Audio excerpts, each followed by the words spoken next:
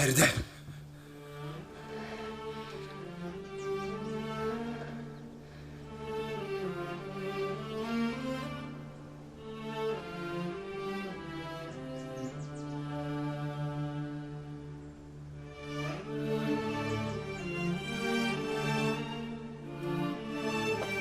Kas kafalı.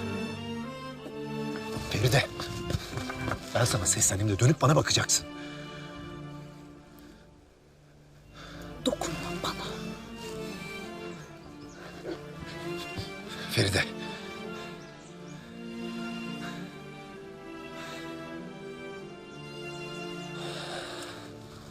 Feride. Çok kolay değil mi? Anlayıp dinlemeden çekip gitmek. Çok heveslisin çabucak vazgeçmeye. Kimin kimden nasıl vazgeçtiği ortada. Feride, bak Neriman'la aramda hiçbir şey geçmedi diyorum. Bize zarar verecek hiçbir şey yapmadım. Belli.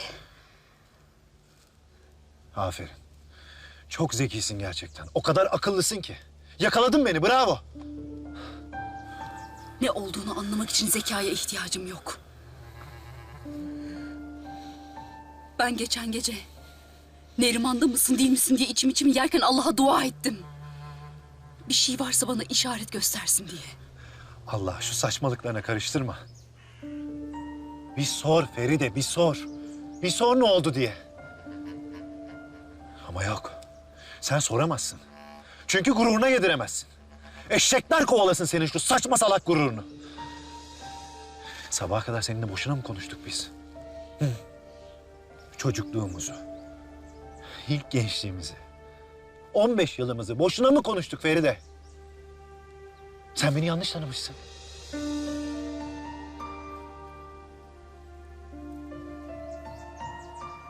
Emin ol, çok iyi tanıdığım için inanmıyorum sana şu an. Sen neye inanmıyorsun?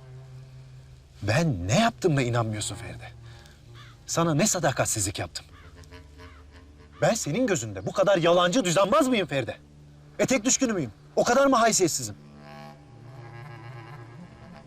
Sen beni ne sanıyorsun? Sen kendini ne sanıyorsun? Ben neyim senin için?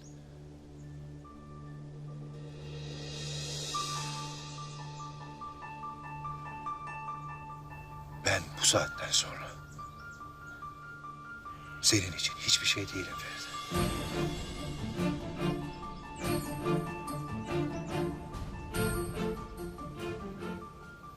Her şeyin olabilirdim.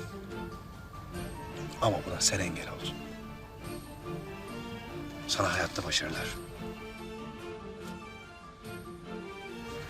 Şimdi her şeyi çok daha iyi anlıyorum. Sen nişan için bir bahane bulmaya çalışıyordun.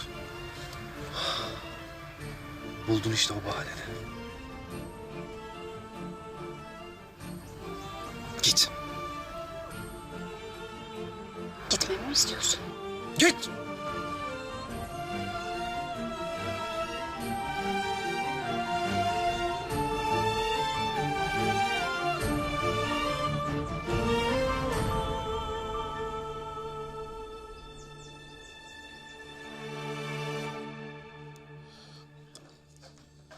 Sabah gazeteyi okudun mu Mirim?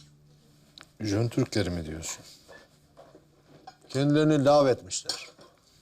Memleket büyük sıkıntılara gebe. Hayırlısı olsun ne diyelim.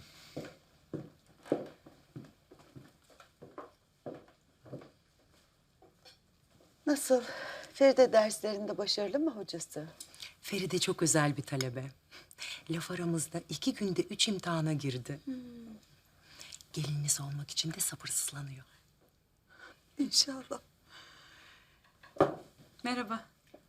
Merhaba. Mari sendin demek. Evet, ne oldu ki? Yok bir şey olmadı. Feride senden bahsetmişti de. Aranızda biraz nahoş olaylar olmuş. Evet, yani öyle bir şeyler oldu da... Ben de istemezdim öyle olsun. Sebep olmasaydın o zaman. Neyse benim yardım etmem lazım. Müsaadenizle.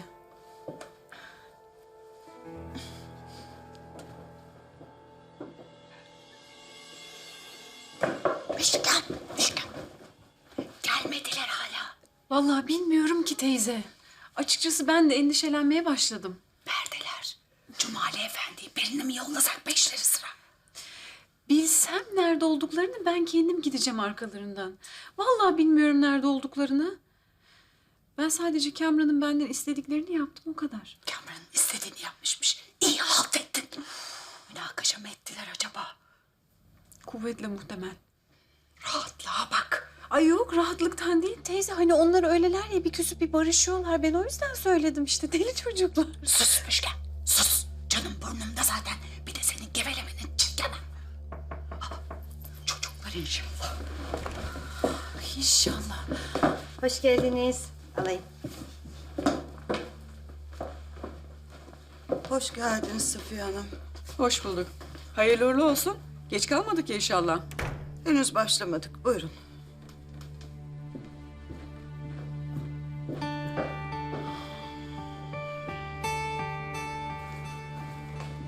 Of of.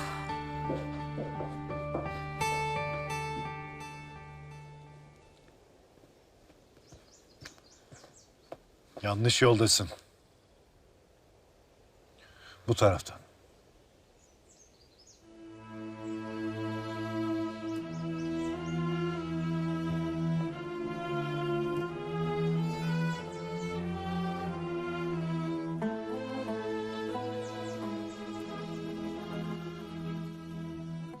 Bir seslensen.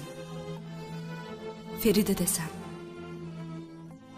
Dönsem, sarılsam sana. Bitse şu kabus. Bana sana koşacak cesareti versen. Koşup gelsen. Seni seviyorum desen. Özür istemez. Dolansan boynuma. Bana seni bağışlayacak yürekliliği versen keşke.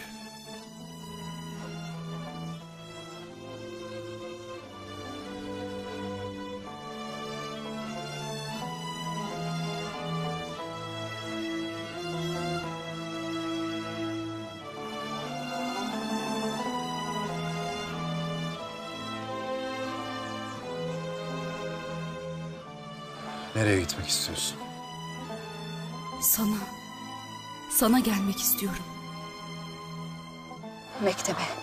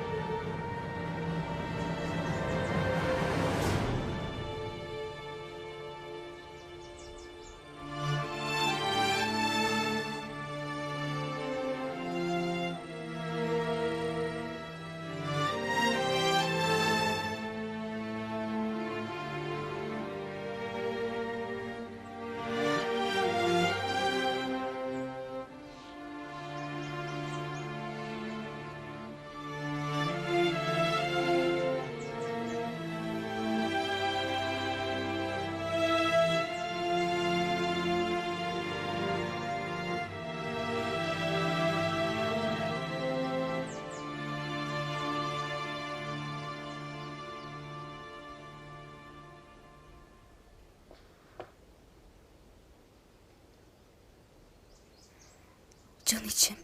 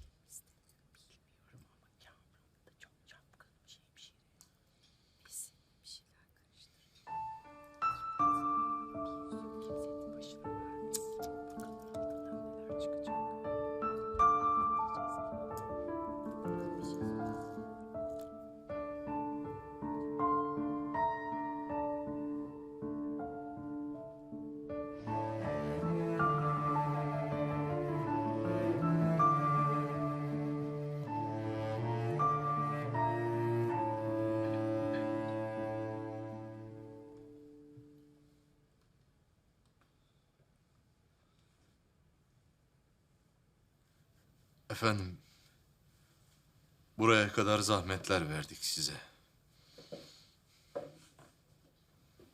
Bizim bu en bahtiyar olabileceğimiz günde bizleri yalnız bırakmadınız. Affınızı rica ediyorum. Kusurumuza bakmayın.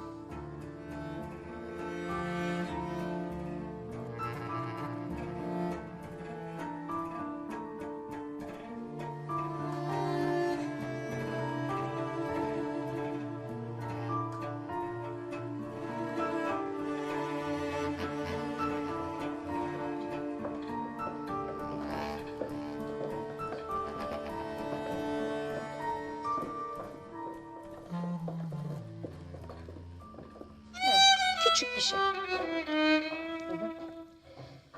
Bulut geçti, gözyaşları kaldı çimende. Gül rengi şarap içilmez mi böyle günde? Seher yeli eser yırtar.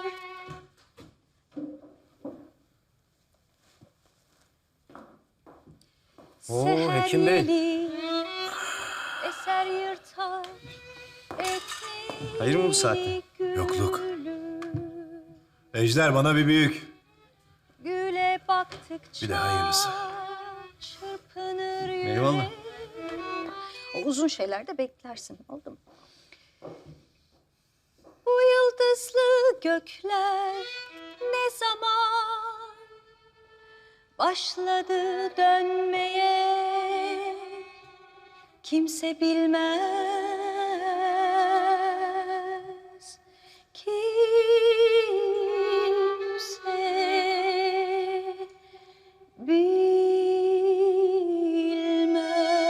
bilmez. Bunlarda da bir cenabetlik var bacım. Kız everiyorlar, düğünsüz düzüksüz. Oğlan nişanlıyorlar, Telaş ne gelin verdik ne sizlere damat de. ortada. Ah anam, Allah kimseye evlatla sınamasın. Burnu çok büyüdüydü Besime'nin, çok. Oğlan everiyor ya, davul dövdürecek. Aha şimdi kafasını dövdü. Ya Ben dedim ama dinletemedim. Kız oğlum istemiyor dedim.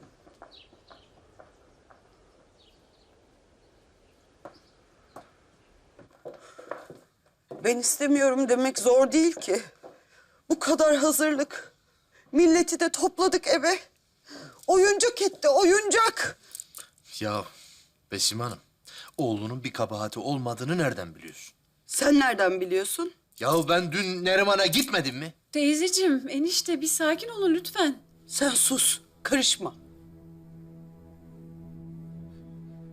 Neriman'a gittiysen ne olmuş? Münevvere 40 takla attırıp oğlumu ayağına çağırttığı aşikar. Gittiyse illa koynuna mı girecek o? Benim oğlum yapmaz. O Feride'nin saçının telini sakınır. Çünkü benim oğlum sevdayı, sadakati, sevmeyi benim beyimden öğrendi Müslüman.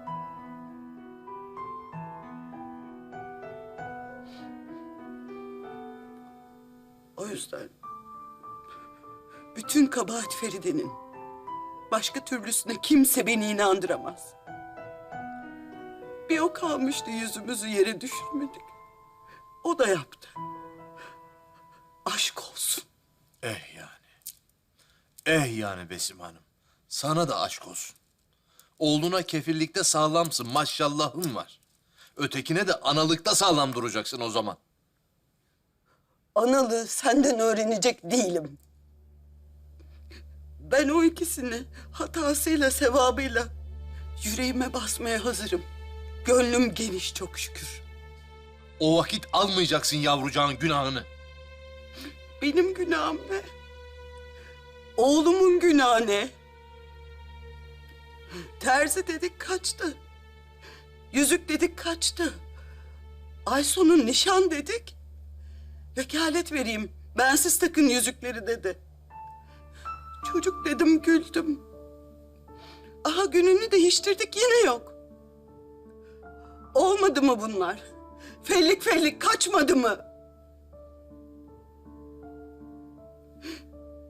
Kim kimin günahını alıyor Seyfettin Bey?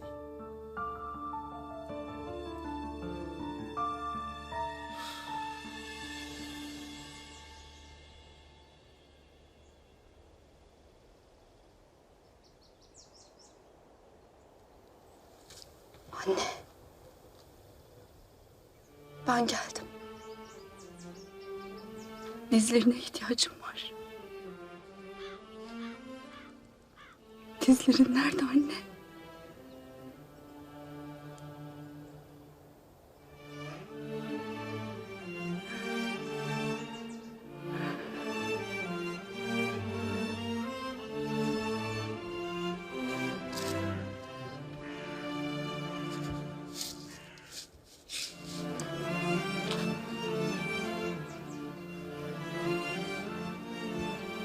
O benim doyamadığım kızım.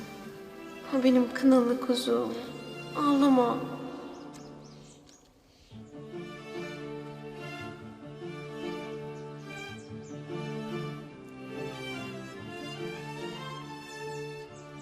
Ağlama. Bu alemden göçüp gidenler için en büyük cehennem, sevdiklerinin gözyaşı döktüğünü bilmektir. Bizim cennetimiz senin dudaklarının kıvrımında başlar. Tam şurada. Gülümsediğin, umut ettiğin yerde. Kalk hadi. Kalk benim canırma al. Toprak soğuk, üşüyeceksin.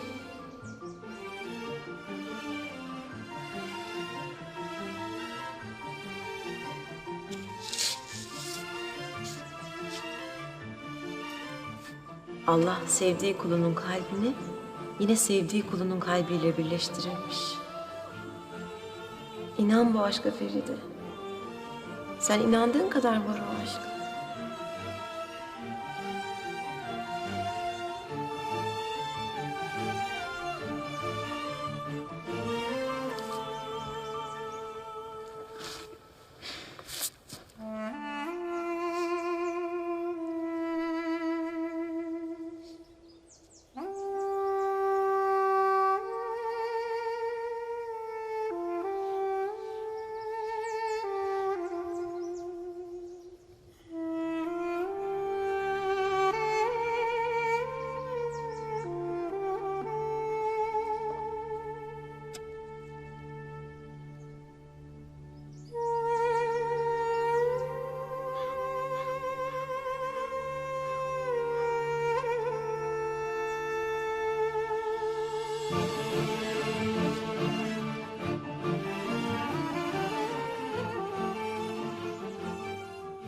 Anne öp. Bir kader ver alnıma dudaklarınla. Onu her gün yeniden sevebilmek için genç ve zarif bir kader daha.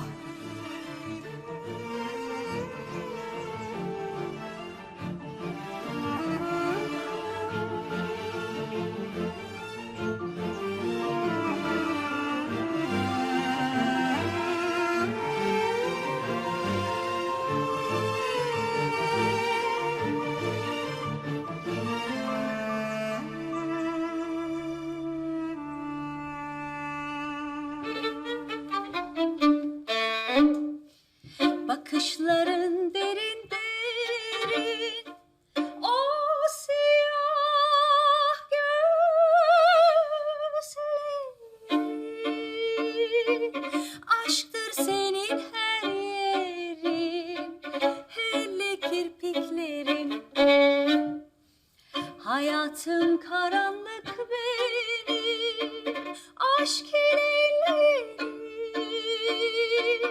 bağrımda akıyorken kan, sensin kalbe dolan.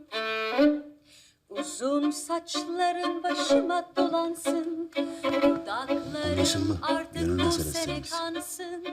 Saadetimiz Benimki mesleki mesele Ejder. sızlansın. Kalp böyle tuzla buz olunca aort boşta kalıyor. Böyle şey gibi sallanmaya başlıyor. Benim kafam ona takılı. Mühim mesele tabii. Var mı destur? Gözlerine kalbim muhafaza olsun. Tamam, bir daha yapalım. Evet. Gözlerine kalbim muhafaza olsun. İçine aşkınla, sevgimle dolsun. Sana doymak için ömrüm yetmez.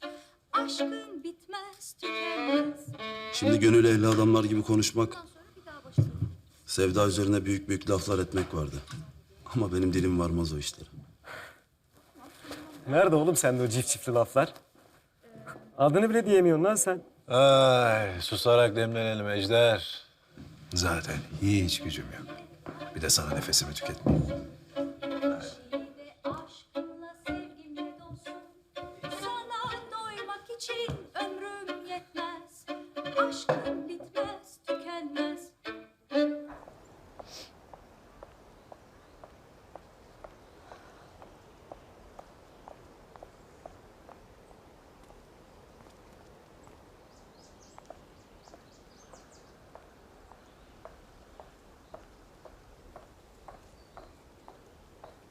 Cumali amca?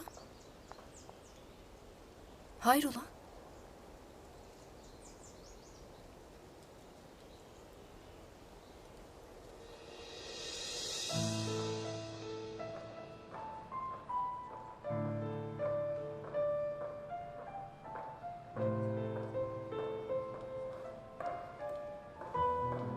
Enişte.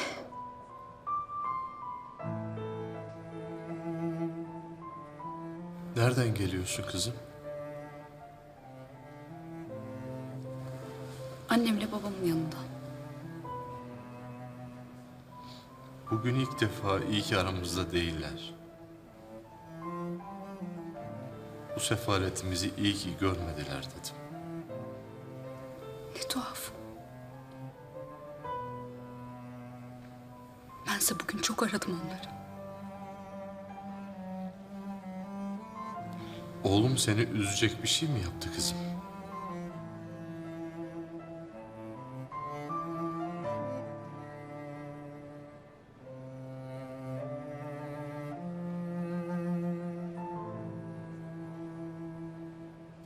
Yok. Bu evden telli duvaklı kız çıkarmak bana nasip olmayacak. Kimin günahını aldık? Kimin canını yaktık ne bileyim. Ne bitmez çilemiz varmış. Teyzeciğim, bir sakin ol ne olursun. Bak sen böyle yaptıkça ben de kendimi suçlu hissediyorum. Hisset. Senin de kabahatin büyük. Durduramadın mı o ikisini? Engel olamadın mı gitmelerine? Kamran'ı bilmiyormuş gibi konuşuyorsun teyze. Durdurabilsem durdururdum tabii. Kamran'ı biliyorum. Beyimi de biliyorum. Benim iki yiğidimin arasına bir Feride girebilir. Ben ondan korkuyorum. Bir ondan korkuyorum. Bu yüzden mi suçluyorsun Feride'yi? Ben kimseyi suçlamıyorum. Gördüğümü söylüyorum yalnız. Ama benim de kabahatim büyük. Ben onu kenara çekip konuşmalıydım. Anılık etmeliydim. Eğer istemiyorsan, sırf biz istiyoruz diye he dediysen, ben hallederim demeliydim. İş bu raddeye gelmezdi.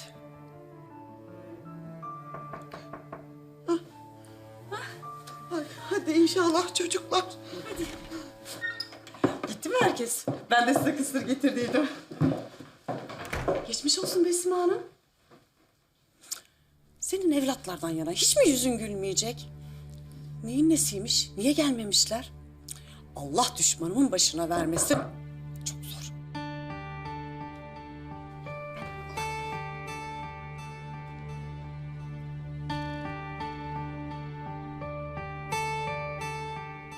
Ne olduğunu bana söyleyebilirsin kızım. Kamuran senin güvenini suistimal etti mi?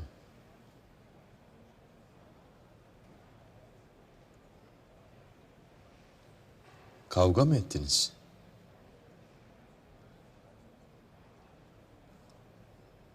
Ne oldu kızım?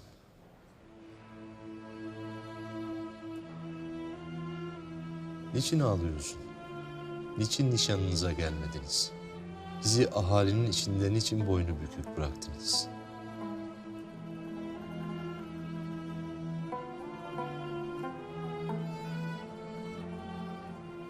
Benim yüzümden enişte. Çok özür dilerim.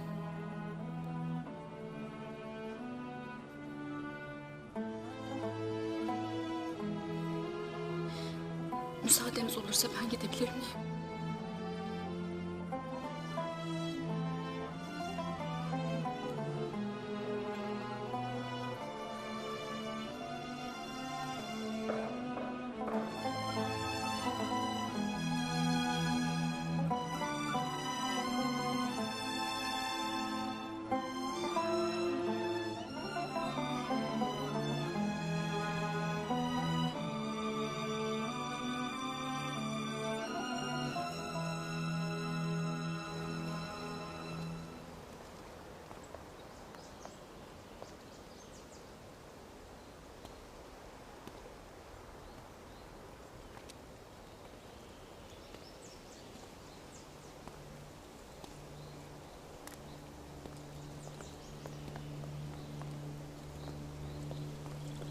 Gidelim Cumali.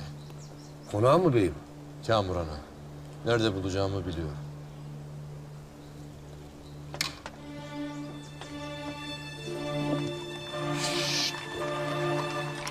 Bitti mi yani şimdi? Büsbütün ayrıldınız mı? Bitti demek de biter mi be?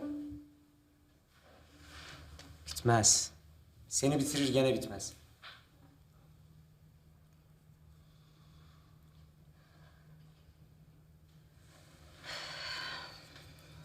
Bitti.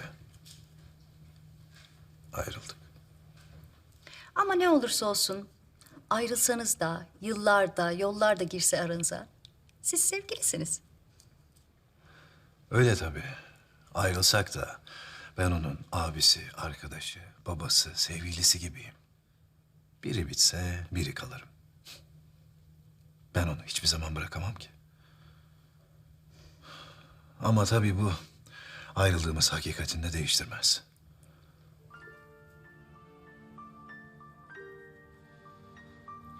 Feride ve ben. Ortadan yırtılmış bir resimden farkımız yok şimdi.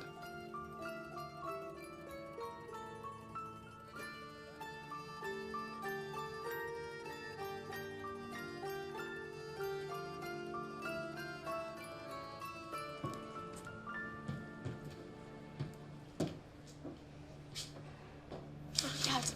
Hemşire. Feride. Hemşire ne oldu? Niye gelmediniz? Ayrıldınız mı yoksa? Ne? Kendi nişan merasimlerine katılmadılar mı? Yüzük yok parmağında. Feride, Feride. Feride, ne olur yapma. Bak ben öyle bir şey yapmadım. Yardım edin. Feride. Yapma hemşire bak korkuyorum. Ne olur yapma. Kalk Feride. Aç yüzünü aç. Feride.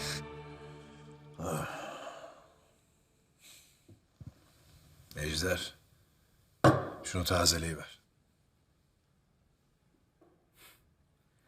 Senin de maşallahın var birader.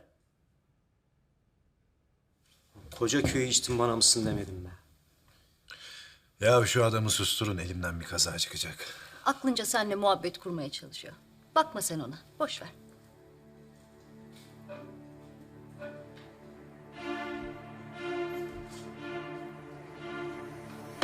Hoş geldiniz. Hoş bulduk.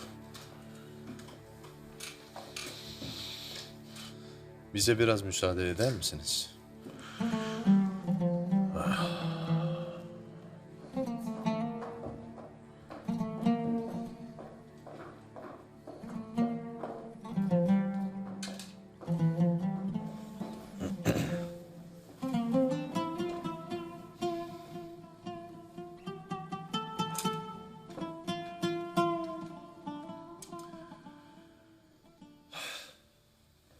Umut verip, güven aşılayıp yarı yolda bıraktığın insanın gönül sadakasını iki cihanda da veremezsin evlat. Var git ne halt ettiysen düzelt. Al yavrucağın gönlünü.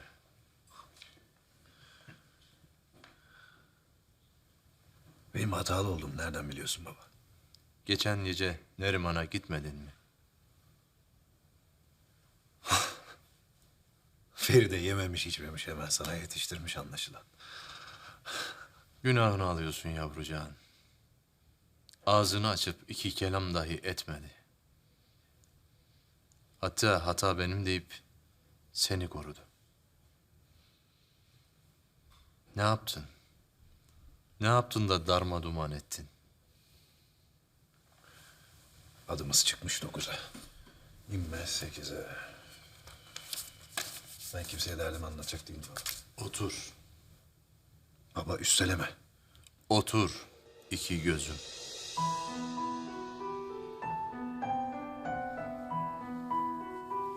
Emredersin. Ne yaptın? Anlat. Anlatsam inanacak mısın? İnanmak istemesem sorar mıydım hiç?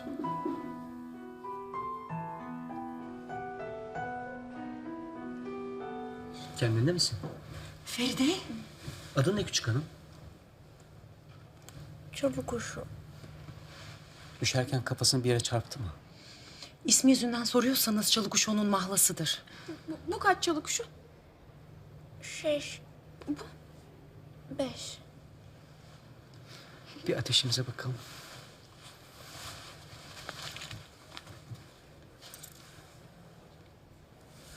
Hayli yüksek. Bir mutasız görsel olacak. Ben Kamuran bir haber vereyim. Sor Matilde. Ben iyiyim, lüzum yok. Hastaneye gitmeniz şart. Aksi halde havale geçirebilir. Tamam. Ben halledeceğim. Siz buyurun. Geçmiş olsun. Masör. İnanın iyiyim. Biraz uyusam hiçbir şeycim kalmaz. Olmaz, olmaz. Michel yardım et Feride'cinin üstünü değiştir. Ben yaparım. Peki. Michel yanında kalsın. Düşersen. Hadi kızlar.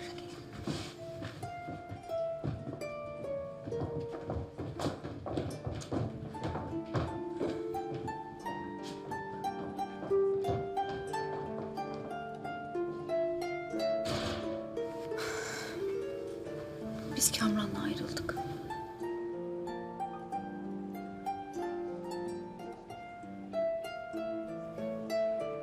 Hülasa, ben Feride'ye ihanet etmedim baba. Ama o bana inanmıyor. Hatta beni o kadar iyi tanıyor ki ihanet ettiğime emin. İşte ben onun gözünde bu kadar şeref yoksunu bir adamım. Ben bu meseleyi çözerim evlat. Konuşurum mektepliyle. Konuşma baba. Konuşacak bir şey yok. Feride inanmak istediğine inanıyor.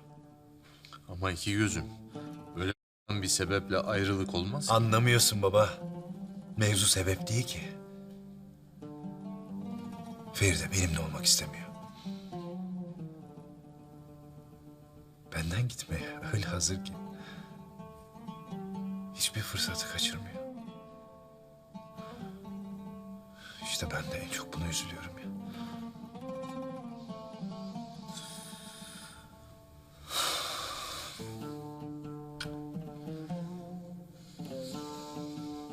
Tazele.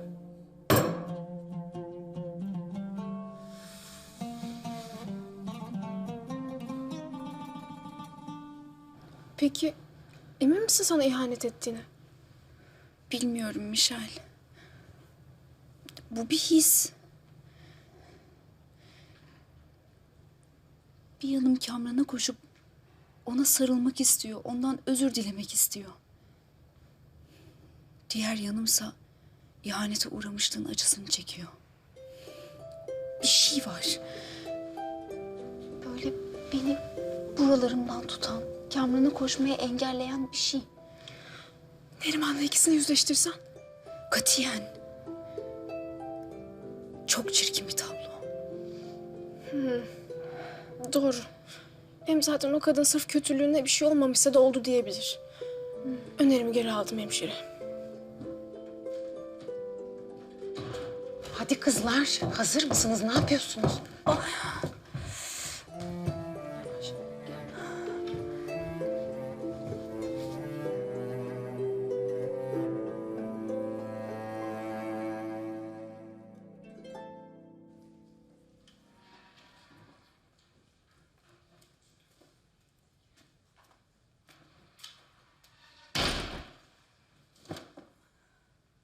Ferideciğim, sen burada otur. Ben bir hekim sorayım.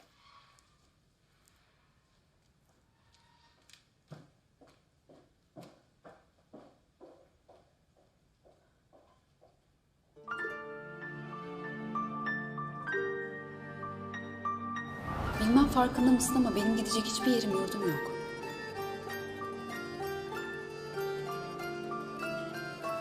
Senin yurdun benim.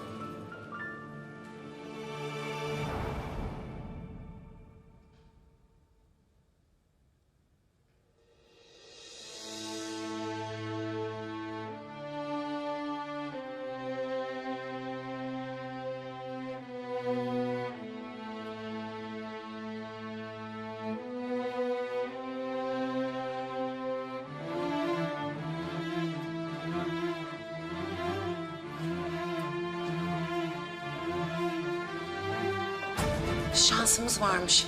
Nöbetçi hekim tanıdık çıktı. Başka hastaneye gidelim masör.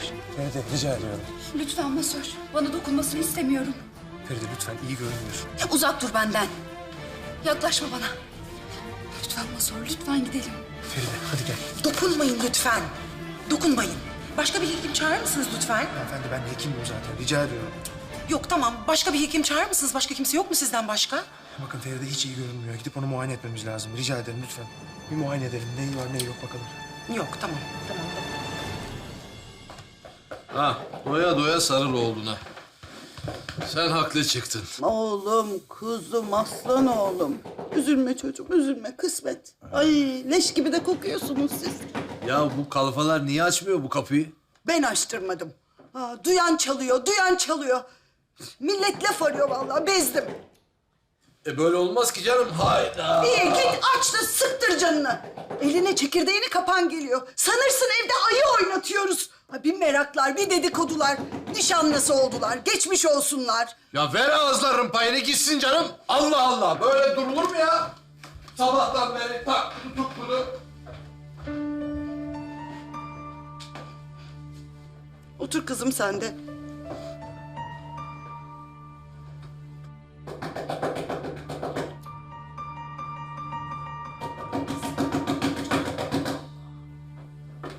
Ne oluyor ya? Niye açmıyorsunuz kapıyı? Ha? Kamran. Kamran'ı çağırır mısın Seyfettin amca? Aslanıma buraya kadar zahmet veremem. Ne diyeceksen bana de. Aslında haber vermeden gitmek vardı da. Ne haberi? Feride hastanede.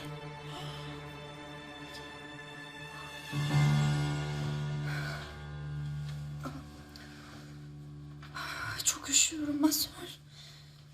İlaç birazdan tesir etmeye başlayacak Ferideciğim. Sen de kendini daha iyi hissedeceksin. Şimdi biraz uyumaya çalış.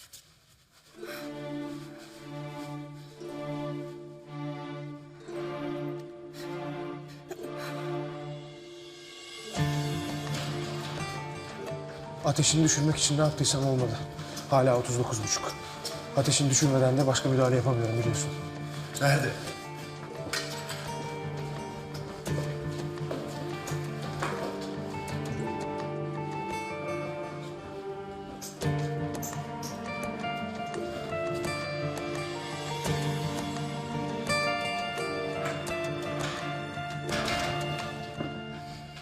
Mektepte bayıldı. Bir hekim çağırdık ama kafi gelmedi. Matild, ben bir Feride'ye bakayım müsaadenle. Feride. Feride.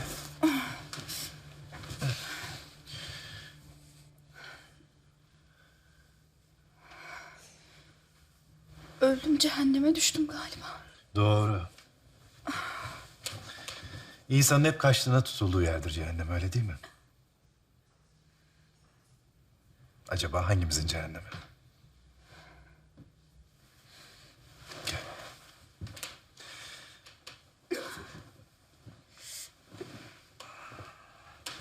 Dur. Heh, gel.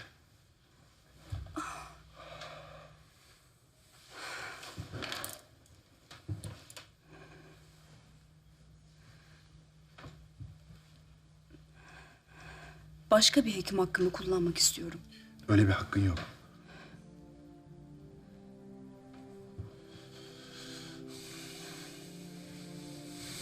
Korkuyorum.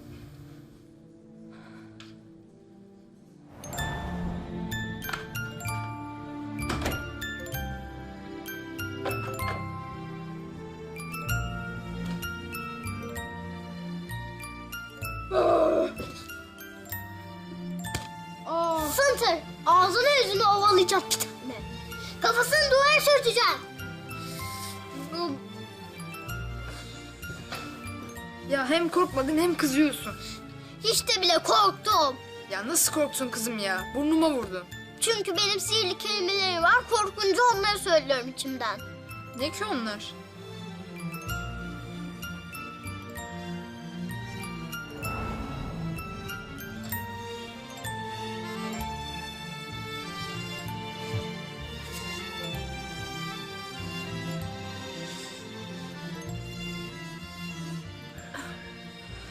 Hadi bakalım. Şimdi derin bir nefes al.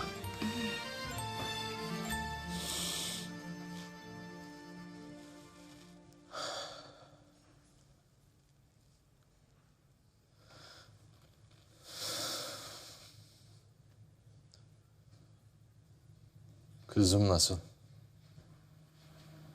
Kim? Necmiye. İyi. İyi, bir sıkıntısı yok. Bir gün buyurun gelin. Sizi misafir etmekten şeref duyarım.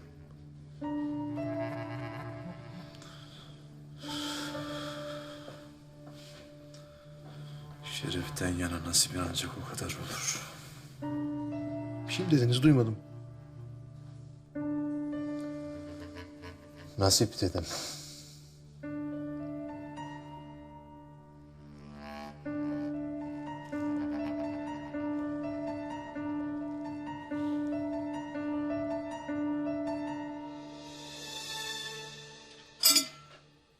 Niye hastalandı ki yavrum? Üzüntüden mi? Teyze biz de mi gitsek acaba? Kamran'ı görmedin mi? Ben de geleyim deyince nasıl dellendi. Selim yanlarında ya. Bizden kimseyi istemez o sinirli. Ah Feride, ah. Müjgan, kötü bir şey değildir değil mi? Ay inşallah teyze. Dua edelim. Allah, dermansız dert verme ya Rabbim. Amin.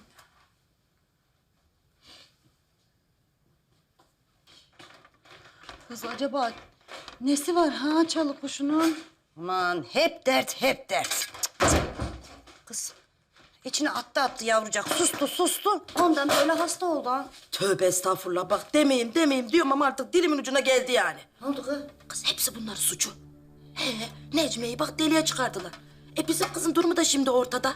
Yani iki kızından kimse kusura bakmasın ama baş edemediler yani. Ya bak, benim hatun annem öyle miydi ya? Besim Hanım'ın anası. Kız bak kendi 3 kızı vardı. Senle ben etti 2. Bir de 8-10 tane biliyorsun evinde besledi büyüttü. Ama hiçbirinin yanlışı yok. Sen şimdi yani Besime Hanım mı beceremedi diyor? He, öyle bağırarak, çağırarak olmadı, öyle ayağını yere vire ağlayarak olmaz bu işler. Bak, sevginde de adaletli olacaksın, öfkende de adaletli olacaksın, dayağında köteğinde de adaletli olacaksın evlatlarına karşı. He vallahi şimdi bak Kamran Bey'den yana çıktı böyle Feride'yi yerden yere oturdu. Yapa. Kız, Feride teyzesinin şerrinden korkup da bu hale gelmiş olmasın? Kız hatun anam öyle miydi ya? Ha? bebeleri bir şey yaptığı zaman böyle tatlı tatlı söyle kuzum, söyle canım derdi ama arkalarından da yapmadığını bırakmaz da. Eyvallah kız, sonunda hep onun dediği olurdu da herkes kendi rızasıyla ne oldu sanırdı. Çok merhametli kadındı be. Canına rahmet anacığımın. Demek ki öyle 2 tane doğurmayla ana olunmuyormuş. Şunu bileydim. Kız bana bak, bunun tuzunu sen mi koydun? Yok kız, o kadar. Bu ne kız? Kezzap gibi.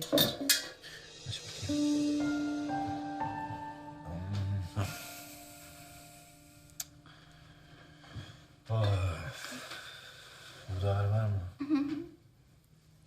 Peki ya burada? Ne yapacağım sana? İğne mi? Hı hı. O denli hasta mıyım? Evet. Kafandaki tilkiler yüzünden mikrop kapmışsın. Kamran, iğne yapmasan olmaz mı? Olmaz.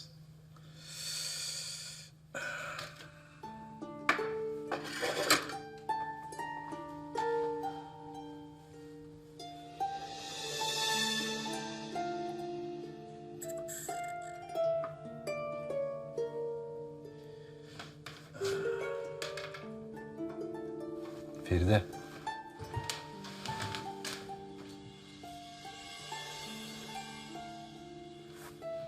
Damardan yapacağım.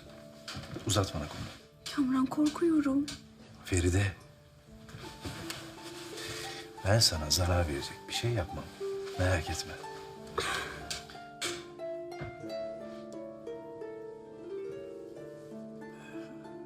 Hem benim küçükken bir sevgilim vardı. Korktuğu zaman hemen tekerleme söylerdi. Biliyorum, hatırlattın. Çok saçmaymış. Saçma maçma. İşe yarıyordu. O zaman ben de söyleyeyim.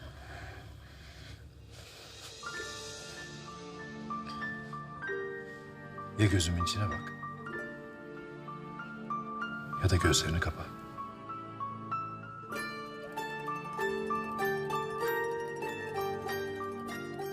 Benim bu gözlerim sanki yalnızca sana bakmak için yaratılmış. Kalp kime aitse göz ona döner hep.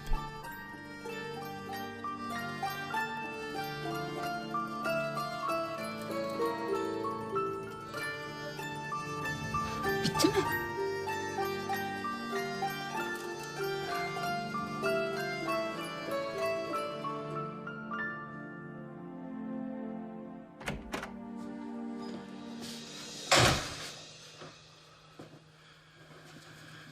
Geceyi burada geçireceğiz. Ateşini düşürmem lazım. Fena bir şey yok değil mi? Bağışlayın. Olmaması için çabalayacağım. Zatürre olma riski var. Görebilir miyim? Şu an uyuyor. Yarın büyük bir ihtimalle mektebe gelemeyecek. Hatta birkaç gün gelemeyecek. Ben bir rapor yazarım.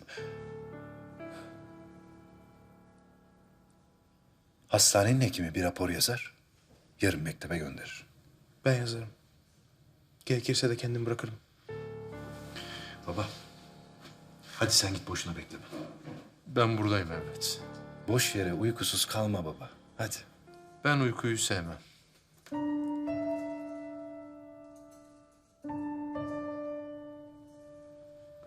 Merak etme. Hürgür olmayacak. Gözümle görmeden inanmam. Söz veriyorum, dalaşmayacağım. Gerçi aslanın olduğu yerde çakalın payına düşen kaçmaktır zaten. Hadi babacığım. Evdekiler merak etmiştir zaten. Sen güzel bir çorba hazırlat. Temiz çamaşırları da Cumali Efendi ile gönderirsin. Müjgan ayarlar bir şeyler. Matmazel, dilerseniz siz de mektebe kadar bırakalım. Çok memnun olurum. Sağ olun. İyi geceler. İyi geceler.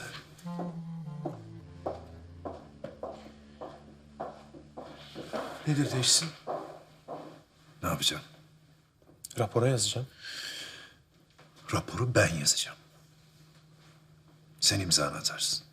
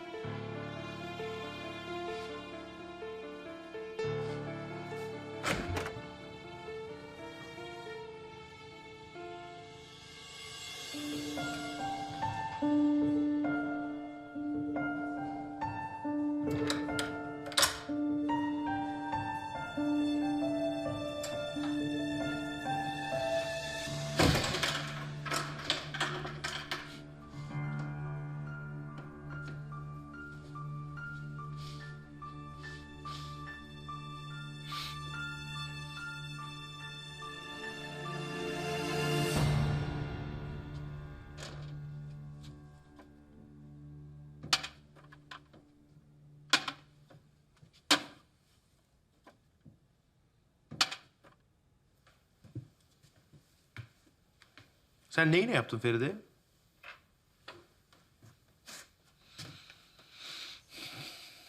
Neden? Yok ya, şu odadaki şişeden mi yaptın? Evet, iltihap söktürücüden. Eyvah. Niye? Ben onun içine başka bir şey koymuştum. Ne koydun onun içine? Şimdi hatırlamıyorum. Yeni bir ilaç üstünde çalışıyorum. Malzemeleri bilmiyorum. Ne koydun lan? Ne koydun?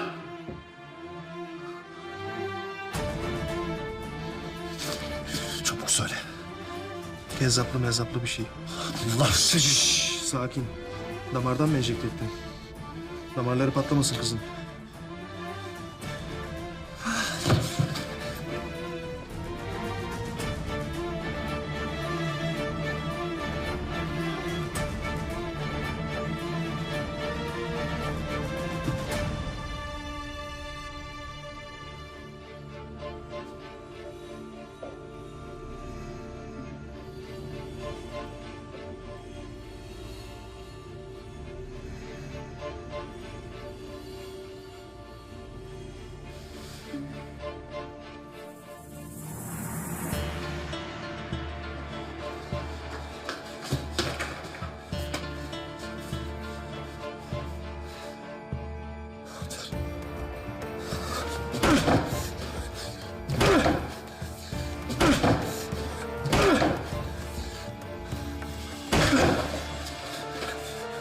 Anahtarını mı kaybettin? Sende mi lan anahtar? Ulan Feride'ye bir şey olsun. Sana o zaman sorarım. Feride. Feride iyi misin? Uyan, yalvarırım uyan Feride. Feride. Feride! İyi misin? Nasıl hissediyorsun kendini? Çok üşüyorum. Tamam, ben seni ısıtacağım şimdi. Isıtacağım ben seni. Merak etme. Merak etme. Aç ağzını. Ağzını aç. Aç. Ah.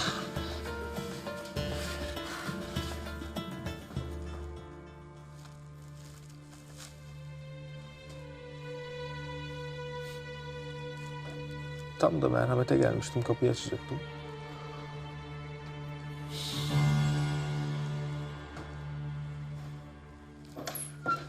Hoş geldin enişte. Feride nasıl? Nesi varmış, neymiş hastalığı? Üşütmüş, halsiz düşmüş biraz. Bizden bir şey saklamıyorsun değil mi Seyfettin Efendi? Niye saklayayım hanım? Oğlum ne dediyse onu dedim. Yalnız öyle basit bir soğuk algınlığı değil tabii. Yanıyor yavrucak. Biz de görebilsek keşke. Yarın götürürüm. Oğlum Feride için çorba istiyor. Bir de birkaç temiz çamaşır. Tamam, çorbayı ben yaparım. He, ben de çamaşırları hazır edeyim bari. Ben hallederim. Siz işinize bakın.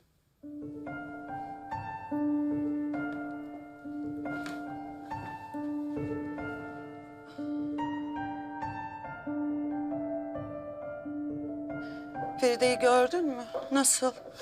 Hep kapı aralığından gördüm. Uyuyordu. Üşüttü, güçten düştü. Zaten yedi kuş yemi 2 lokma. Doğru dürüst beslenmiyor. Bir de üzüldü. Ondan oldu. Ben okuldan ayrıldıktan hemen sonra bayılmış zaten. Sen kötü bir şey mi demiştin? Mevzunun aslını astarını sordum. O da ağladı hep. Anlatmadı bir şey. Neymiş meselenin aslı? Oğlunu getirdiğin zaman sen haklıymışsın demiştin bana. Öyle. Haklıymışsın. Biz Feride'yi istemediği bir evliliğe zorlamışız. Zaten oğlun da böyle düşünüyor. Vefa sandı Feride Kamran'a evet demeyi. Neriman meselesi de mevzu bahis olunca ayrılmışlar. Lakin sen hala Feride'nin oğlunu istemediğine inanmıyorsun zannımca. Bugünkü halini görseydin. Sen de inanmazdın.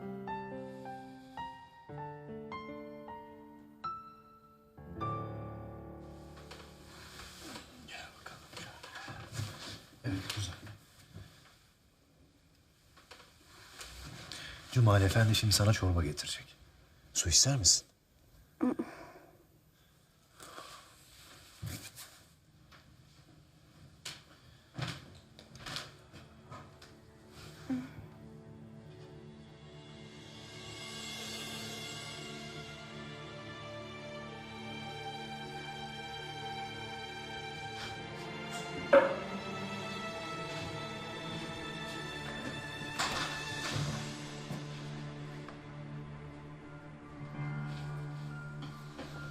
Eğlendin mi lan?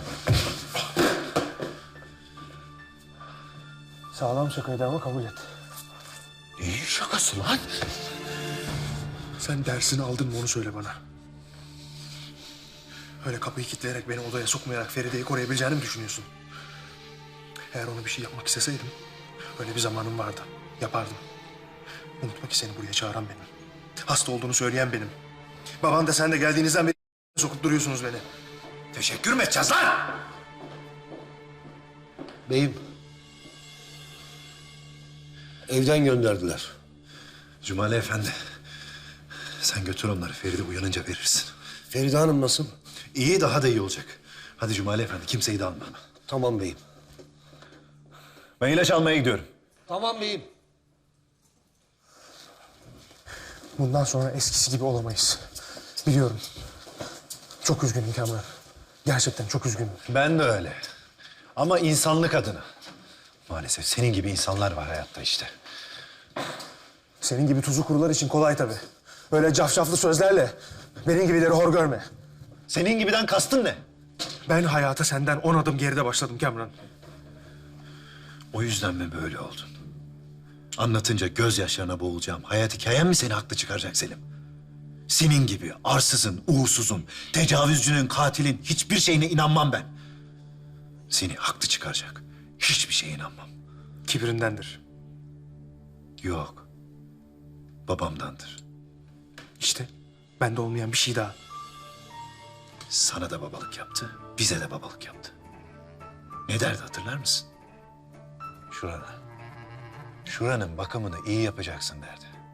Onu iyi koruyun, kararmasın derdi. Hatırlıyorum derdi. Çünkü derdi, kaderinizi kendiniz yazamazsınız. Ama kader karşısında da büsbütün çaresiz değiliz. Kaderi yazan kalemin mürekkebi, insanın kendi kalbinden damlarmış. Sen bizim onca yıllık arkadaşlığımıza, kardeşliğimize ihanet ettin. Yazık ettin Selim. Üstelik benim canıma, cananıma, Feride'me zarar vermeye kalktın. İşte bu affedilemez. Sen de benim canımı aldın. Ben geldiğimde kalbi durmuştu. Senin o saçma sapan tedavi yüzünden. Zahide senin yüzünden öldü. Seni göremediği için, sevgisizlikten kan kusturdun kıza.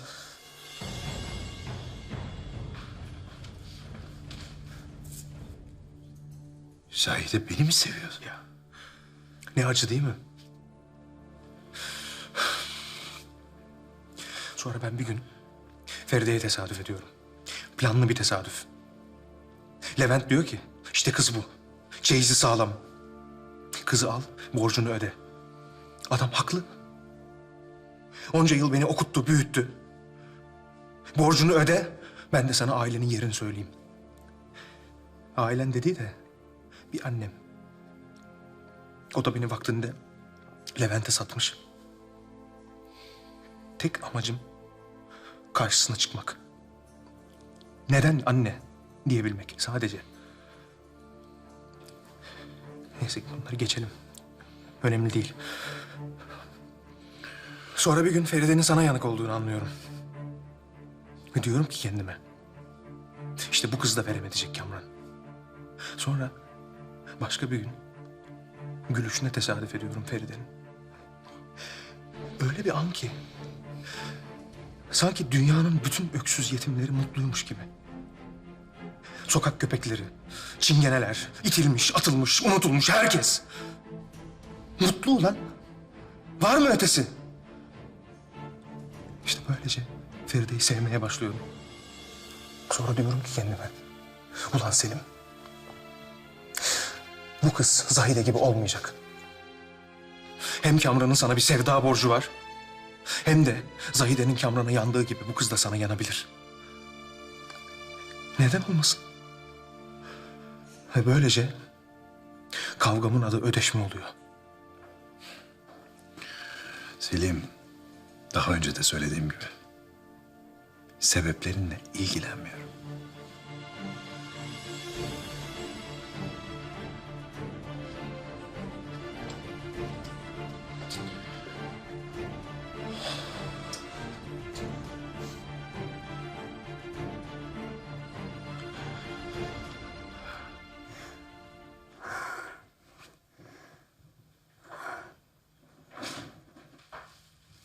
Uyandığımda seni göremeyince Korktun mu?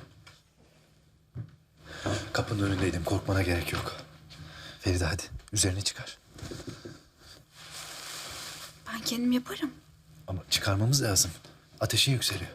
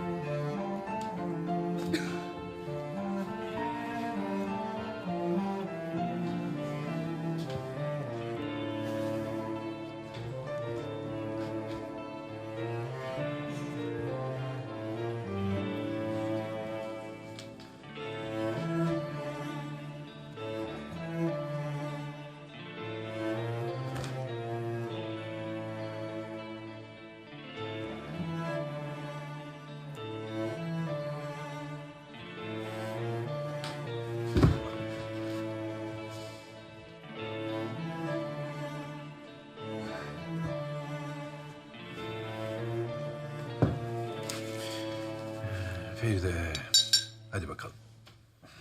İç bir kaşık, iç bir kaşık. Evet. Bir kaşık daha. Hadi. Kamran istemiyorum. Doydum. Feride hadi bir kaşık daha. Bak ilaç vereceğim sana. Hadi bir tane daha. Kamran çok doldum. İçemiyorum. Bir kaşık daha, bir tane. Bir kaşık diye bitmedi o bir kaşık. Vallahi saymadım. Birin nesini sayacaksın? Tamam o zaman. Bir.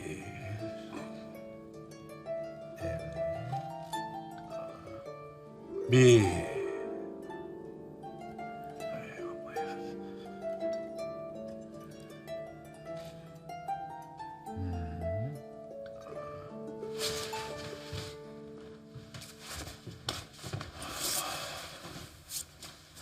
Neden aldın üstünden bunu? Üzerinin hafif olması lazım. Yoksa ateşin düşmüyor.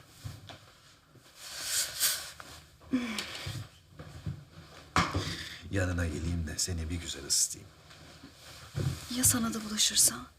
Bana bulaştırdıklarının yanında bu buz gelir. Kay bakalım. Gel.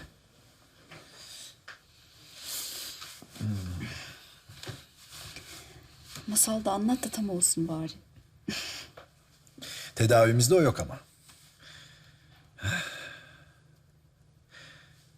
Sana bahtsız aşık pervaneyle Kaf Dağı'nın ardındaki soylu ama kalpsiz Şem'in hikayesini anlatayım mı? Hı? Sen şimdi Şem'in ne olduğunu bilmiyorsundur. Yok. Ben zekasız olduğum için Şem'in mum demek olduğunu bilmiyorum. Pervanenin de kelebek olduğunu bilmiyorsundur. Şimdi öğrendim. Hekim görünümlü muallim bey. Sayenizde. Gördün mü nasıl bir adam kaçırdım? Mektepte hekim. Hastanede esvapçığın, çorbacığın, Dalga geçme. yatakta dalgıcın. Yatakta soba. Çok sıcaksın. Feride.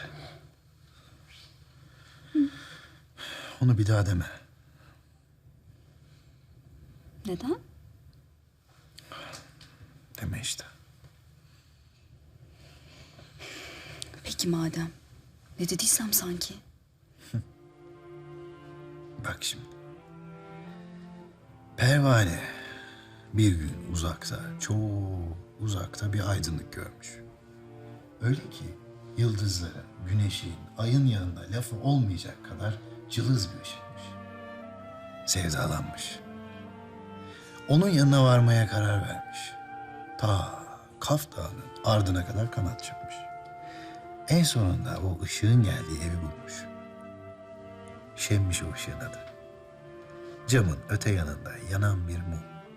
Pervane de camın öte yanında çaresiz aşık. Haber yollatmış cama. Arada cam olmadan onu görmek istediğini söylemiş. Aşığın bu isteğini duyan Şem'de, bir hayran için vuslatım hayalden ibarettir. Ne aşıklık ne de sevgili hayalleri kurmasın demiş. Aşk ile uslanmış gönlüne, başka kapılarda hayat arasın demiş. Pervane yine de camın önünden hiç ayrılmamış.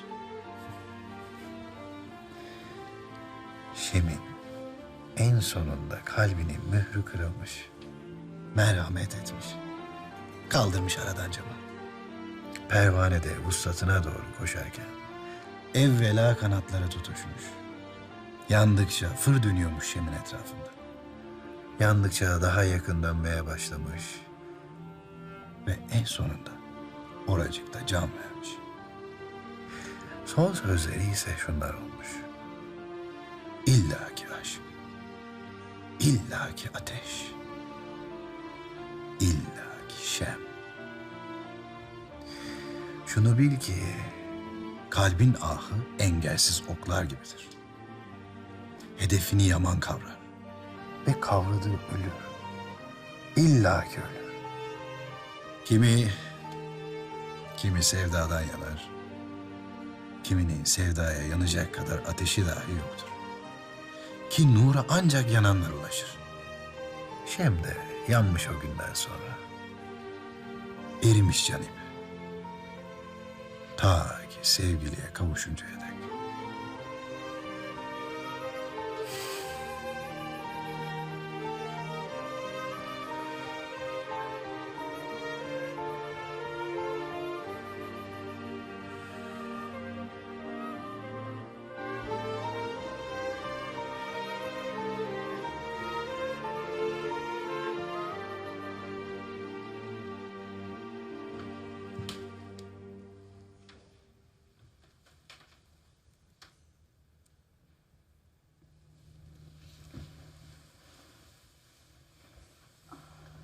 Günaydın. İyi miyim? Ateşini düşürdük. Gece boyu hep ateşin vardı. Çok inledin. Şimdi ağrın var mı? Halsizim. Tahlillerin temiz. Birkaç gün sana istirahat yazacağım. Yavaş. Yavaş, yavaş, yavaş. Yazmasam. Ben mektebe dönsem. Olmaz. Dinlenmen lazım Feride. Kamran iyiyim ben. İlaçlarımı verirsin. Ben de dersin başına dönerim ha ne olur. Feride, sen annemle karşılaşmak mı istemiyorsun?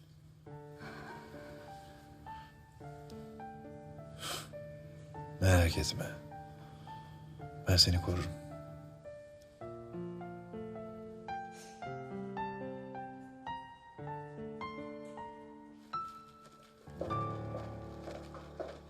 Ben hazırım teyze. Oh.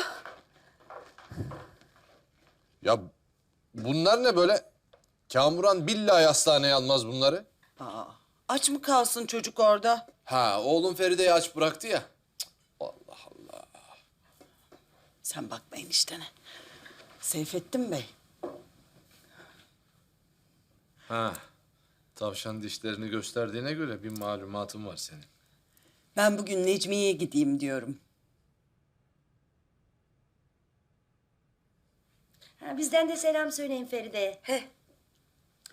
Konu komşudan gelen olursa nişanı soran. Feride rahatsızlandığı için erteledik deyin. Sen demiyor muydun? Bunlar inatçılar. Birbirlerinden özür dilemeyi, birbirlerini idare etmeyi bilmiyorlar diye. Ben öğreteceğim yavrucaklarıma. Analarıyım ben. Vazifem var. Neymiş o vazifen Besim Hanım? Ben de bir bileyim. Az bir müsaade verin.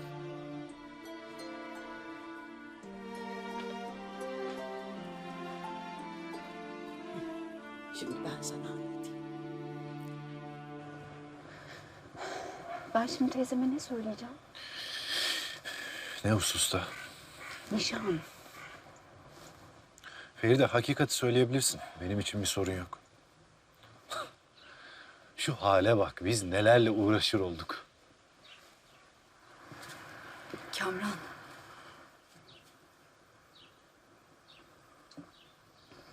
Ben mektebe döneyim. İşte ben de bundan korkuyordum Feride. Benden kaçmandan. Birbirimizin yüzüne bakamayacak olmaktan. Ben bu yüzden Madrid'e gidiyordum. Ama o zaman farklıydı. Gelememiştim. Sen de maşallah bu kızın başına bir şey geldi mi diye merak etmeden... mektebe gelmeye bile tenezzül etmeden öylece almıştım Madrid'e biletini. Bana hayır demenden korkuyordum. Seninle yüzleşecek cesaretim yoktu.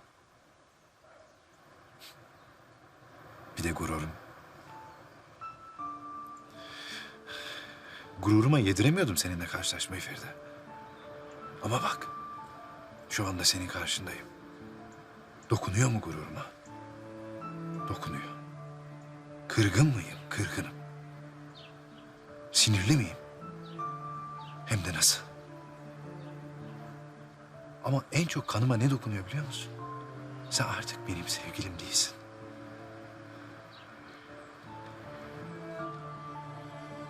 Biz seninle her şey olabiliriz. Ama eskisi gibi olabilir miyiz? Hiç bilmiyorum. Canın sağ olsun Feride. Canın sağ olsun.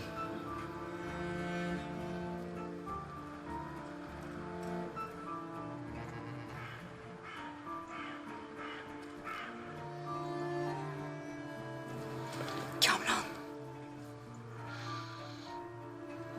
Ben...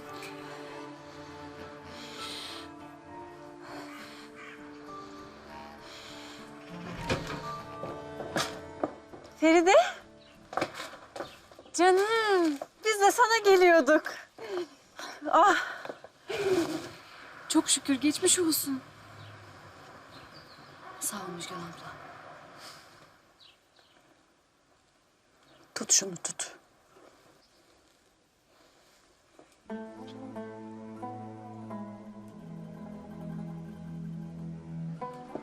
Kuzum. Daha geçim. İnatçı kızım. Gel gel. Gel. Gel yavrum.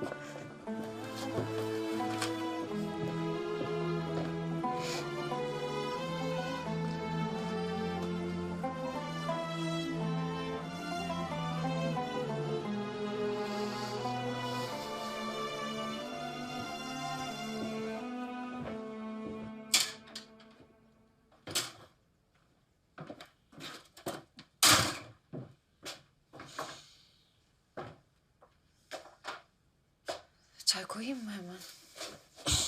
Yok, iştahım falan yok. Yorucu mu geçti nöbet? Çok. Feride geldi. Aa, niye gelmiş? İnsan niye gelir hastaneye? Ha. Nesi varmış peki? Üşütmüş çok fena. Sen mi baktın? Abim baktı. Abim mi? Abim mi geldi hastaneye? Bir şey konuştunuz mu? Bir şey dedi mi sana? Ne dedi? Öyle düşündüğüm gibi bir şey olmadı hiç mi? Kötü bir şey olmadı yani. Sen ailenle barışmak istiyor musun? Ama onlar istemiyorlar. Ne abin, ne baban. Hepsi kapı duvar. Bunu bil de.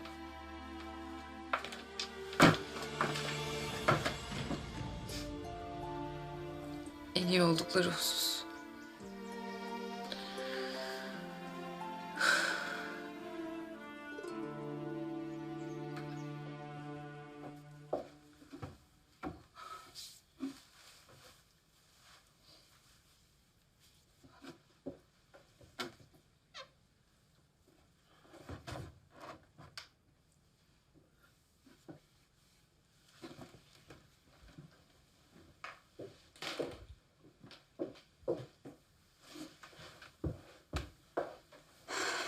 Teyze. Ben nişan için... Lüzumu yok. Konuşmayalım o meseleyi. Sen de üzülme, biz de üzülmeyelim. Çok kızdın mı bana? Yok. Keşke istemediğini evvelden söyleseydin. Neyse. Olacağı varmış oldu. Aslında tam da öyle değil. Yok. Sen şimdi düşünüp daha fazla üzülme. Hasta oldun zaten. Aman Cameron'a kız mı yok? Hadi gel şöyle uzan. Hı? Kahvaltıya kadar dinlen çocuğum. Hadi teyzeciğim. Yavrum.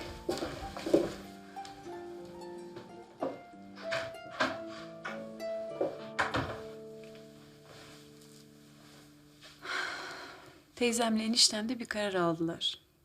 Seni istemediğin bir şey yapmaya mecbur bıraktıklarını düşünüyorlar. Hatta bu yüzden de çok üzgünler. Neyse kurtuldun.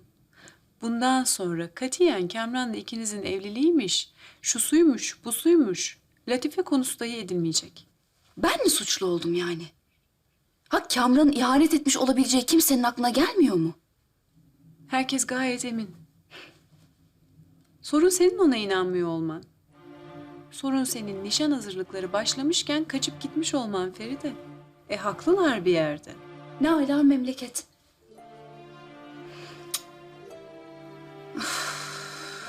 Müjgan abla, sen benim yerimde olsan benim gibi düşünmez miydin? Bir gün öncesinde orada olduğunu öğreniyorsun. Ertesi gün yakasında öpücük izleri görüyorsun. Bilemiyorum ki Feride. Sana da hak veriyorum aslında ama öte yandan Kamran da haklı. Aslında inanırsın ya da inanmazsın. Mevzu bu kadar sade. Sen inanmamayı tercih etmişsin. Öyle hissettim. Ama şimdi dünkü kadar emin değilim. Kalbin ne diyor? Kalbim Kamran'a inanmam gerektiğini söylüyor. O zaman ne duruyorsun? Emin olamıyorum. O yüzden buradayım ya. Yoksa yüzüne bile bakmazdım.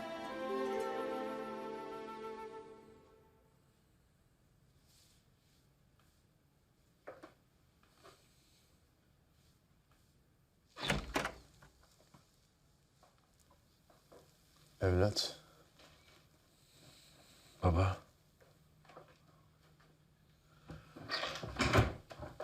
Ne yaptınız? Mektepliyle barıştınız mı? Oy. Küs değildik ki barışalım baba. Feride beni istemiyor diye onu suçlayamam. Bunu yapmaya hakkım yok. Evlat, ben hakikaten seni dinlemeyip Feride ile konuşacağım artık. O da zaten sudan çıkmış balık gibi yavrucak. Baba, Feride mutlu. Allah Allah. Hiç öyle görünmüyor ama. Dün bütün gece birlikteydik. Bu nişan düğün geriliminden bahsetmediğimizde hiçbir sorun yoktu. Çok rahattı. Feride beni eş olarak istemiyor.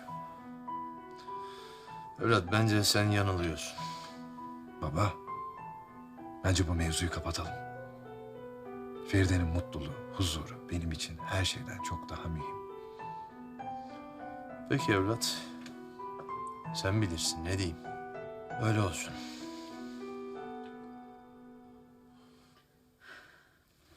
Neyse. Ben bir teyzeme bakayım. Senin için yapabileceğim bir şey var mı? Yok Müjgan abla, sağ ol.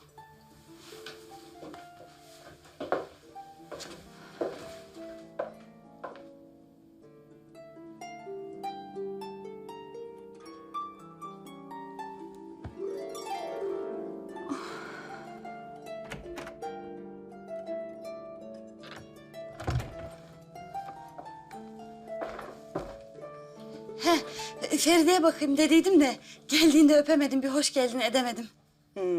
Feride istirahatte, başka zaman. Gel gel. Ne oldu? Ne dedi? Ya vallahi kızcağız. Ne desin? Ben senin anlayışlılığın karşısında... Bugüne kadar çok bağırdım, çağırdım, ağladım. Bir hayrını gördün mü? Hiç. Bundan sonra böyle pambık besime. Oh, tadından yenmiyor vallahi maşallah. Bir de bana sor. İçimi kemiriyor esasen. O ikisinin kafasını birbirine vurasım. Yumurta gibi dokuşturasım var ama. Neyse, ne yapacaksın? Susacaksın. Bir de böylesini deneyeceksin. Ay yok teyze böyle çok güzelsin. Vallahi çok yakıştı sana. Geç sen dalganı geç. Aşk olsun teyze. Ben hepinize gününüzü göstereceğim. Siz beni meylettiniz, ben de sizi meyletmezsem bundan sonra besime değilim. Hele o ikisini. Bana yalvaracaklar. Anne, teyze, ne olur bizi evlendir diye. Ay inşallah amin. Sırada ne var?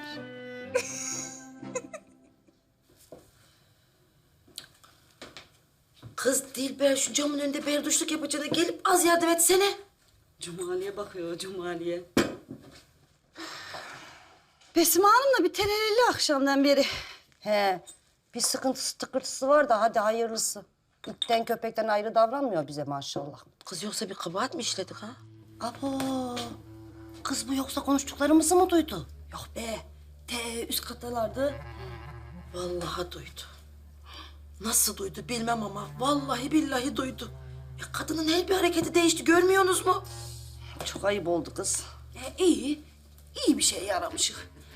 Bundan sonra bir isteğiniz, bir arzunuz varsa bacılar bol bol Besime Hanım'ın kulaklarını çınlatak bizde. He, hiç olmazsa yerine getirir.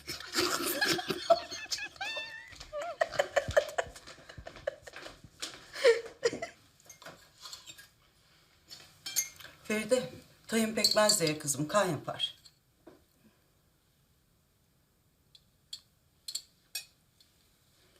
Çok güzelmiş. Nedim Ali Efendi'nin kızını gördün mü Seyfettin Bey dün? Pek de güzel serpilmiş. Pek güzel olmuş maşallah. Nasıl görgülü, nasıl bilgili. Dün biraz sohbet ettim. Nasıl hanım, nasıl oturaklı. Kamran, sizin dergiyi de okuyormuş. Hatta bana sordu. Kamran'ın birkaç haftadır yazısı çıkmıyor diye. Senin köşene mektup yolluyormuş. Adı ne peki? Seda. Hoş bir Seda adı gibi maşallah. Senin de büyük hayranın. Ha, Seda. Hiç tanıdık gelmedi. Gelir. Tanışacaksınız inşallah. Niye? Ben kızı çok beğendim oğlum. Yani bu kadar heves ettim düğününü yapmaya, hazırlık yaptım. Şevke geldim. İnşallah Allah Seda'yı... Anne sen ne saçmalıyorsun? Sen düğün nişan istiyorsun diye. Çocuk oyuncağı mı bu işler? Oldu paşam. Dün çocuk oyuncağını çevirdiniz.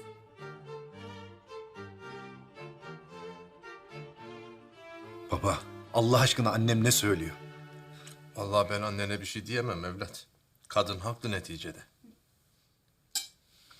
Seni de hayretle izliyorum şu anda baba. Vallahi neyle izlersen izle iki gözüm. Senin de zamanın geldi geçiyor. Biz de mürüvvetini görmek istiyoruz ya. Bir ayağımız çukurda. Hem ben Seda'yı gördüm. Pek güzel, pek hoş bir kız. Feride'nin kısmetine engel olmamak için önce senin baş göz olman lazım. La havle ve la kuvvete. Afiyet olsun aslanım benim.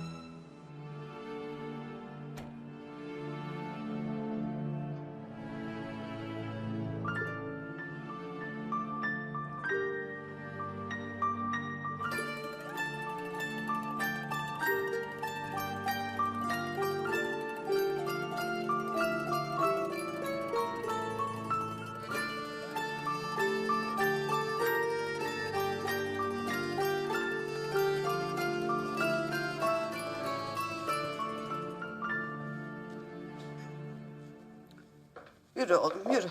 Gel. Gel. Bak nevesler çocuğum. Hatırlarsın. Kamran. Hekimem misin? Aa! Sidikli nevesler. Ne haber? İyi misin? Maşallah. Otur anne otur.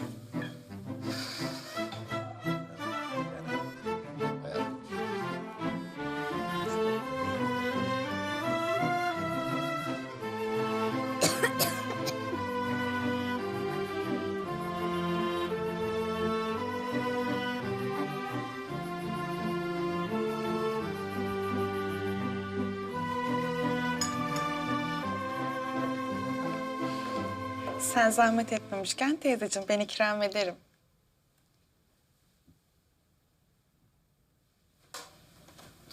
Bana teyze dedi.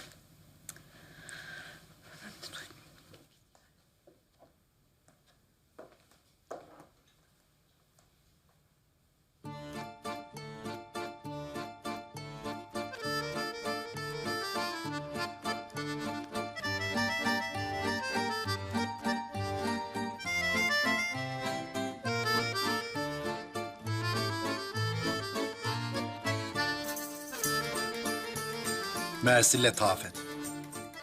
Kaç yaşındasın? 17. Yuh! Ben de 12.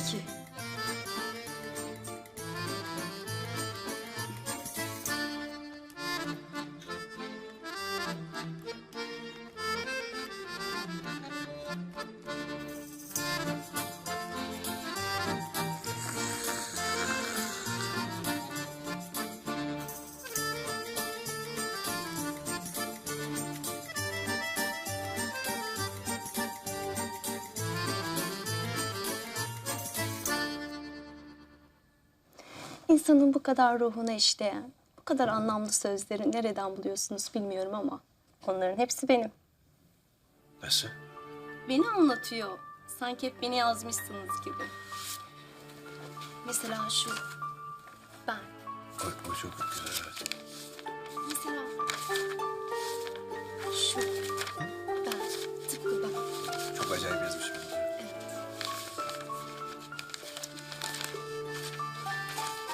Aha. Hı hı. Yani her şey ben. Şunlar da çok iyi.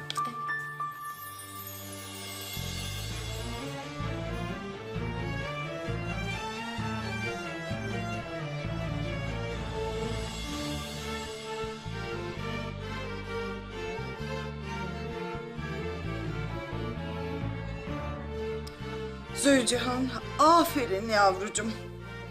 Çok zor bir model. Bak Kamran, bak. Ne ince işçilik evladım. Harikulade. Bunu yapan eller, ne maharetli eller. Gelecek nesiller bu dandeli yapan ev kızı kör oldu diye sergileyecekler inşallah.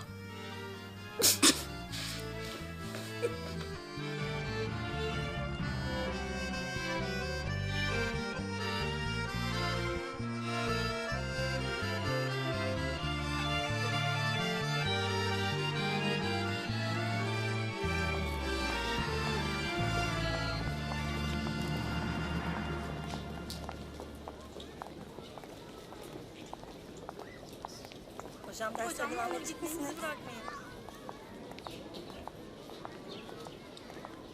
Hocam hekimliğe dönünce bizi bırakacak mısınız? Ümit ediyorum öyle olacak.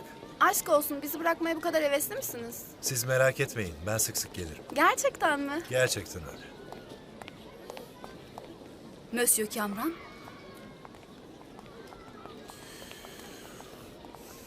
Bize verdiğiniz ödev acaba şu muydu? Ne ödevi? Sıntır sistemi. Pardon, sinir sistemi. Ben ödev verdiğimi hatırlamıyorum. Evet, vermedin çünkü. Sen neden geldin peki oradan? Bakıyorum hiç vakit kaybetmiyorsun. Neye vakit kaybetmiyorum? Kızlarla yakın ilişki tesis etmeye. Ben bekar bir adamım. İstediğimi yapmakta özgürüm. Tabii. Özgürsün tabii. Bana ne? Yani ben senin için söylüyorum. Yoksa beni ne ilgilendirir? Yalnız hatırlatmak isterim ki bir muallimin talebeleriyle flört etmesi ne derece doğru karşılanır bilemiyorum. Saygısızlaşma Feride. Ben kimseyle flört etmedim. Dışarıdan öyle görünmüyor ama. Nasıl görünüyorsa görünsün.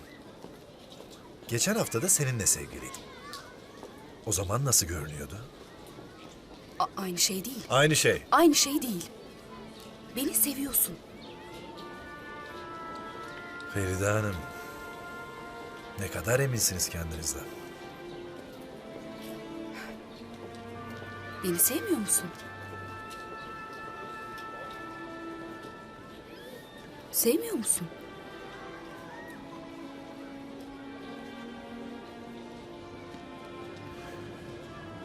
Seni sevmiyorum.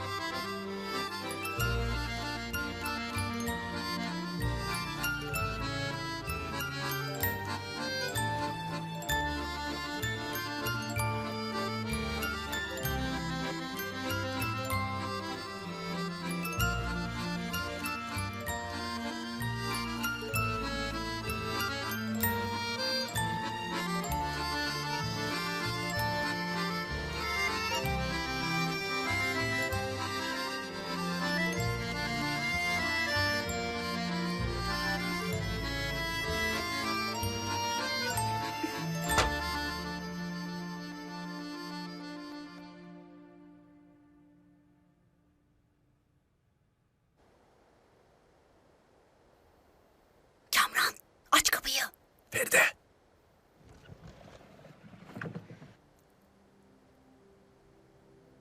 Ne yapıyorsun? Kamran, kapıyı aç. Çok yorgunum, hayır. Şşt, tamam, tamam.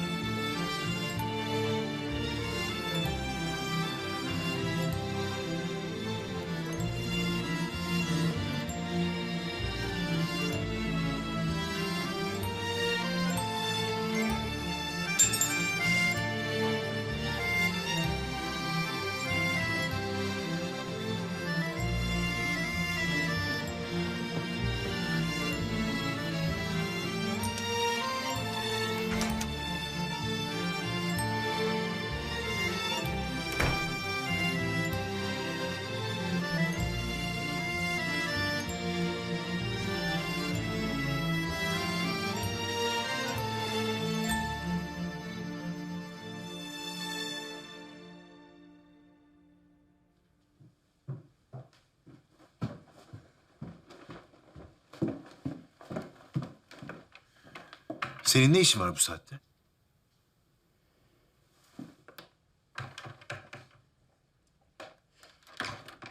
Bugün beni sevmediğini söyledin. Evet.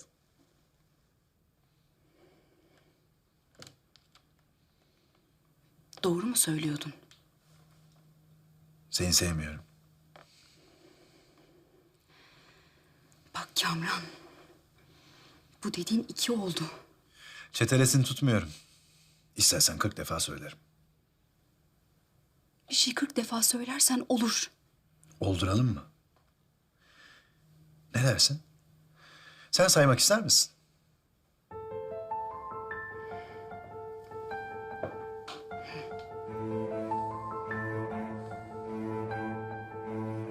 Peki. Seni sevmiyorum. 3, Seni sevmiyorum. 4, Seni sevmiyorum. 16, Seni sevmiyorum. 17, Seni sevmiyorum. 38, Seni sevmiyorum. 39.